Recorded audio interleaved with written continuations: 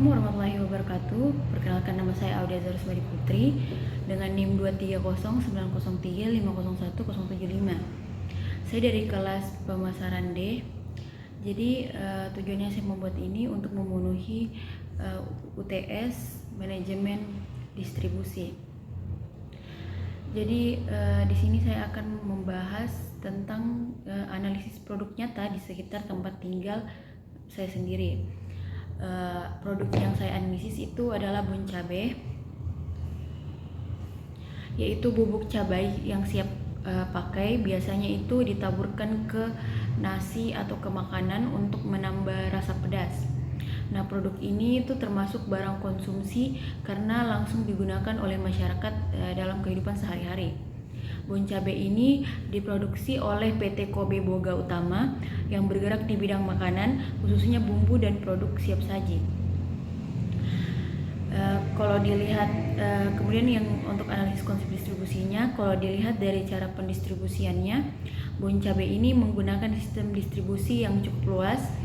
Produk ini tuh bisa ditemukan di banyak tempat seperti warung, toko kecil seperti minimarket, sampai supermarket.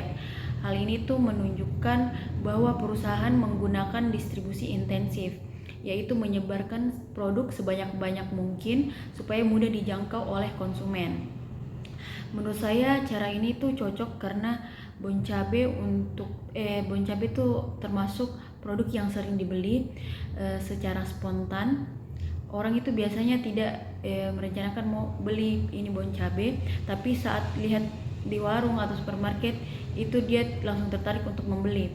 Nah, selain itu distribusinya juga didukung dengan pengelolaan yang baik dari pabrik sampai ke tangan penjual.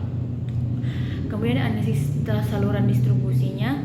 Saluran distribusi bon cabai itu termasuk tidak langsung karena ada beberapa pihak-pihak yang terlibat sebelum sampai ke tangan konsumen.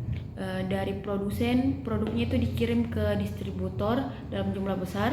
Kemudian setelah itu distributor menyalurkannya ke agen, lalu ke pengecer seperti warung atau minimarket, baru akhirnya sampai ke tangan konsumen atau sampai dibeli oleh konsumen. Menurut saya caranya efektif karena bisa menjangkau banyak daerah, bahkan sampai ke tempat-tempat daerah yang kecil.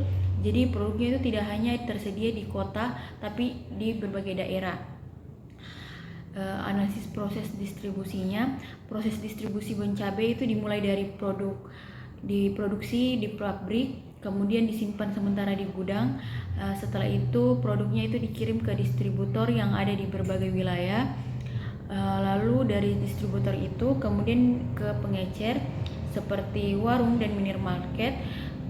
Sekarang juga itu sudah ada penjualan secara online, jadi konsumennya bisa beli lewat aplikasi tanpa harus ke toko. Dengan prosesnya itu jadi lebih mudah. Bon cabai itu jadi mudah ditemukan di mana saja. Kemudian analisis perencanaan distribusi. Menurut saya perencanaan distribusi bon cabai itu sudah sesuai dengan karakter produknya. Produk ini tuh ringan, tahan lama, dan tidak mudah rusak. Jadi mudah untuk didistribusikan kemana saja.